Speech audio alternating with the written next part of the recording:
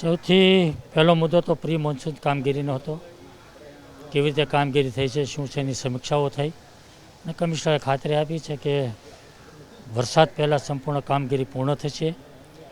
બીજો મુદ્દો, રહેણાંક વિસ્તારોની અંદર પ્લોટ કે મકાન લઈને કોમર્શિયલ બિલ્ડિંગો બનાવવાનો ખૂબ મોટો ધંધો ચાલી રહ્યો છે.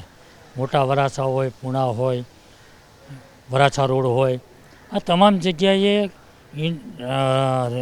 રહીશો જ્યાં રહેતા હોય ત્યાં પ્લોટ અથવા તો મકાનો લઈને ઇન્ડસ્ટ્રીયલ અથવા કોમર્શિયલ બનાવવાનો ખૂબ મોટો ધંધો ચાલી રહ્યો છે.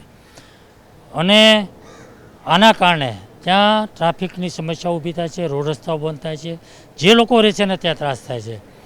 અને આ તમામ પ્રકારના બાંધકામો ખૂબ મોટા પ્રમાણમાં ગેરકાયદેસર ચાલે છે અને ભ્રષ્ટાચાર સાથે ચાલે છે.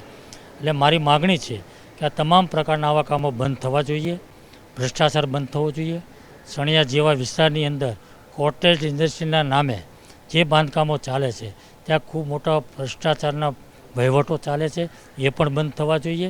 ઇન્ડસ્ટ્રી થાય, બાંધકામ થાય, અમને કોઈ વાંધો નથી, પરંતુ જો ભ્રષ્ટાચાર કર્યા વગર, કોઈને પૈસા આપ્યા વગર બાંધકામ થતા નથી. અને જો પૈસા આપે તો જ બાંધકામ થાય છે અને પૈસા ન આપે એના બાંધકામ નથી થતા.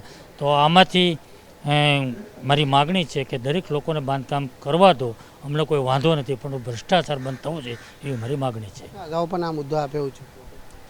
હા, એટલે તો મેં ફરીવાર આ વાત મેં મૂકી છે કે એની એ જ વાત અત્યારે ચાલુ છે, તો આ સંપૂર્ણપણે બંધ થવું જોઈએ. કામ ચાલુ છે, કમિશનરે કીધું છે, સફાઈનું બધાનું કામ ચાલુ છે અને વરસાદ પહેલાં સંપૂર્ણપણે કામગીરી થશે એવી બાંહેધરી આપી છે. ખુલ્લે આમ ચાલે છે, બધાને ખબર છે ને એટલા માટે જ મારી આ માગણી કરી છે.